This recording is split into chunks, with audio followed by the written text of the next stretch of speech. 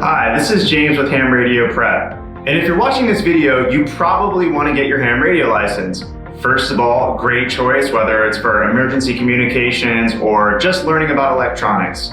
In this video, we're going to break down how to get your ham radio license in 3 simple steps.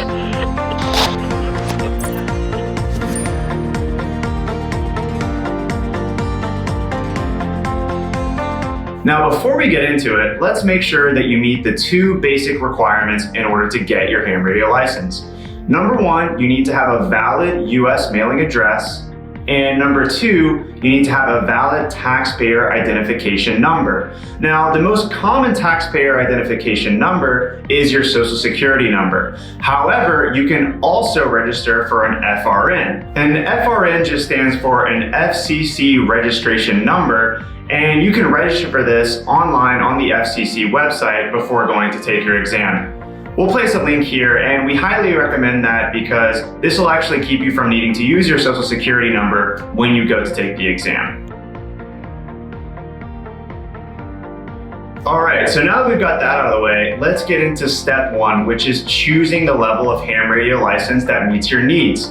There are actually 3 different levels of licenses for ham radio that are available, starting with level 1, the technician license, level 2, the general license, and level 3, the amateur extra license, which is the highest level of license that's currently available. Now, if you're just getting started in ham radio, you may have already guessed that you need to start with the level 1 technician license, and then if you want to upgrade, pass the other levels in order. Now, the great thing about the technician license is it's going to give you lots of great privileges, being able to talk locally on repeaters and make contacts, and even some privileges on the HF or high frequency bands that you can use for longer range communication. The primary reason for upgrading to level 2 or the general license is that the general license is going to give you a lot more privileges as far as power and also more access to those HF or high frequency bands.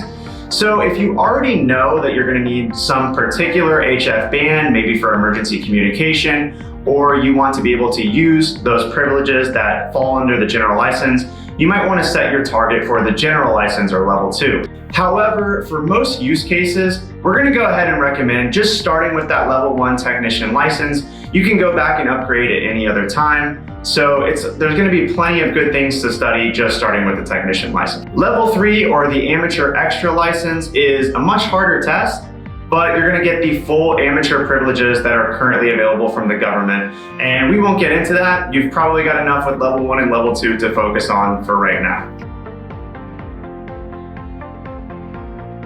So now that you've actually decided on what level of the ham radio license is actually best for you, step 2 is to actually study for the exam. The entry-level technician license exam has 35 questions, and you need to pass with a score of 74% or better, which means you need to get at least 26 questions right out of the 35. The level 2 general license exam is exactly the same. It's 35 questions and you need a passing score of 74%. And the level 3 amateur extra class is 50 questions and it requires also a passing score of 74%. As you can imagine, the exams get harder as you go from the technician to the general to the amateur extra. I know what you're thinking. I have to study for this exam. This is going to be super boring and a waste of time.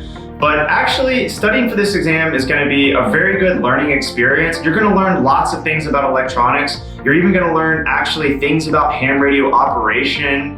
What are the common modes of operation? How is it used? So it's going to be really relevant information for you too.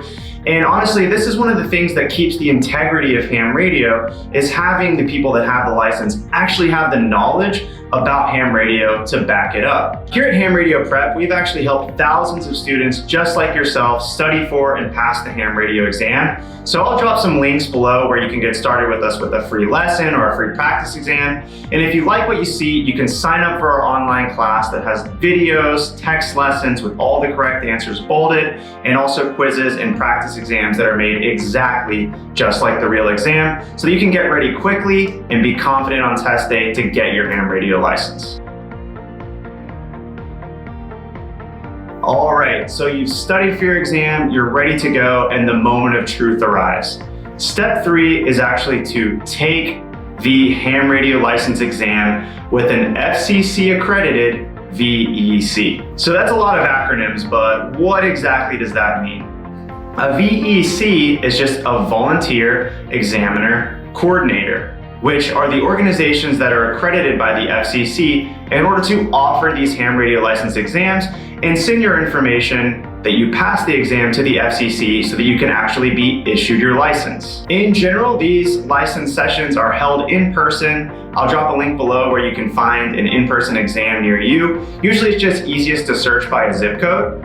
And they're held by friendly volunteers. These are just groups of people that want to see you pass, but at the same time, they're going to make sure that they uphold the integrity of the exam and prevent things like cheating and make sure that you're not using any notes as you take your exam. So it is an actual serious government exam. For some of you, it may actually be difficult either because you live in a remote area or because of restrictions around something like COVID-19 to be able to go take the exam in person. Now in this case, there are different VECs that actually offer the ham radio license testing completely online.